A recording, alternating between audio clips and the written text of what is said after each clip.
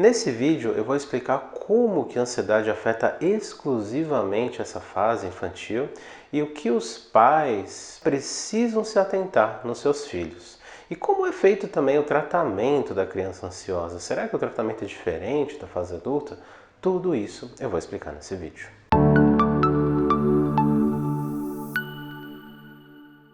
A ansiedade na infância.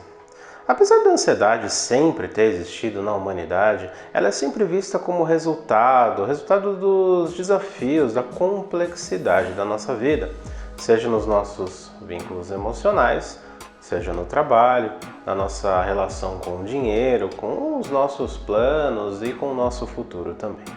São, portanto, problemas e desafios que parecem ser da fase adulta, não é mesmo? Portanto, é comum, quando a gente pensa em ansiedade, a gente pensar que a ansiedade é um problema exclusivo dos adultos. Mas isso não é total verdade.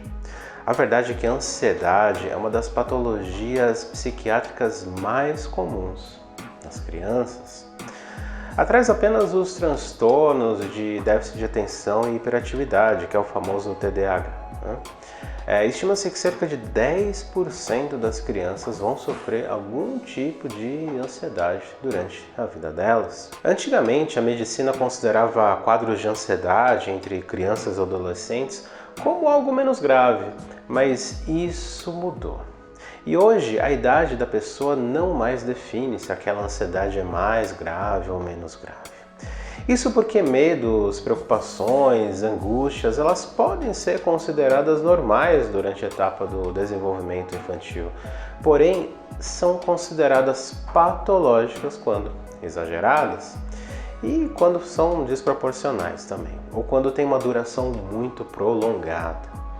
A ansiedade na infância e na adolescência pode ter influência dos pais, tanto por características de ambiente, da onde a criança vive, ou herança genética, muitas vezes, herança biológica.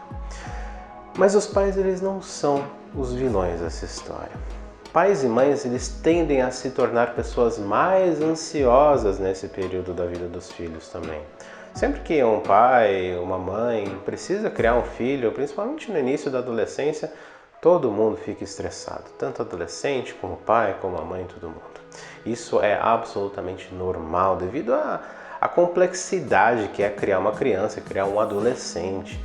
E aí você coloca o medo, o medo de não ser um bom pai, o medo de não ser uma boa mãe. Isso em algumas famílias pode acarretar problemas de ansiedade, que são geralmente transmitidas para a criança ou para o adolescente. Eu costumo dizer que a criança e o adolescente é uma esponjinha do ambiente, eles conseguem sentir e realmente captar tudo aquilo que está acontecendo com relação aos sentimentos. E é por isso que o envolvimento dos pais na terapia é fundamental para o sucesso do tratamento da criança ansiosa. Um transtorno de ansiedade comum na infância é a ansiedade da separação, que é um distúrbio em que a criança fica excessivamente ansiosa, principalmente quando ela fica separada dos pais.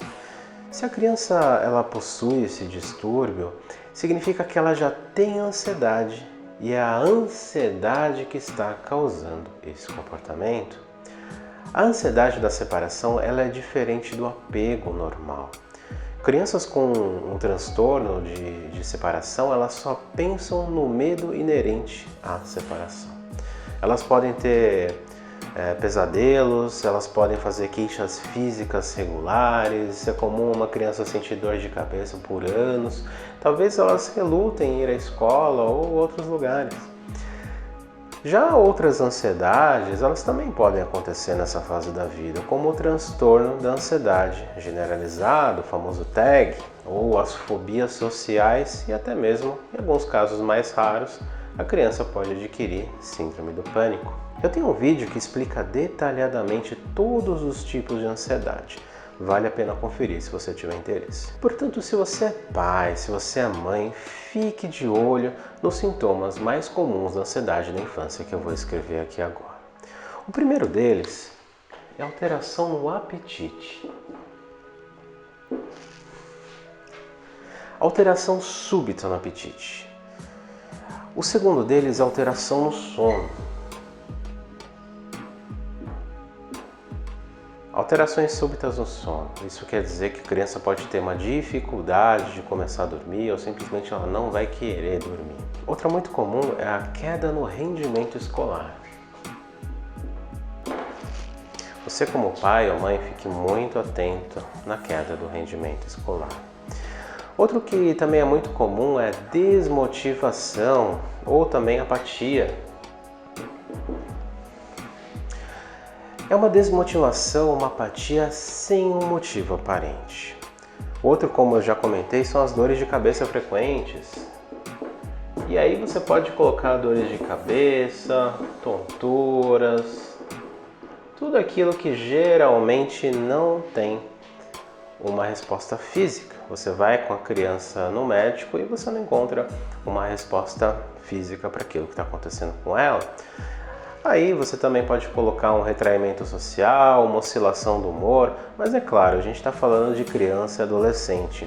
Alteração do humor, retraimento social também é muito comum nessa fase. Você só deve ficar de olho se esse comportamento for exagerado e perdurar por longos períodos. Agora, falando em tratamento. A principal diferença do tratamento da ansiedade da criança e do adolescente para o adulto é a presença dos pais no tratamento. Eles podem ser um vetor de ansiedade para a criança, então de nada adianta trabalhar a mente da criança com qualquer que seja a terapia aqui, fazer um trabalho talvez com ansiolíticos em alguns casos, se quando ela chega em casa ela recebe a sua dose diária de ansiedade, seja do ambiente, seja dos pais. Crianças, elas são muito atentas ao ambiente e como elas são dependentes, elas são extremamente sensíveis, extremamente inseguras com tudo o que acontece ao seu redor. Demonstrações de afeto, de segurança, de companheirismo nessa fase da vida não só é importante, como é parte do tratamento. Normalizar uma comunicação com a criança e com o adolescente ao longo da vida delas sobre o que acontece fora de casa, o que acontece na escola, sobre relacionamentos, drogas, sexo, sentimentos, não é só seguro para elas, mas vai criar um adulto seguro e sem ansiedade também. Eu espero realmente que você tenha gostado desse conteúdo e se você gostou, já sabe, curte, comenta, compartilha, assim você deixa esse vídeo chegar até pessoas que estão precisando dessa informação. Meu muito obrigado e até o próximo vídeo.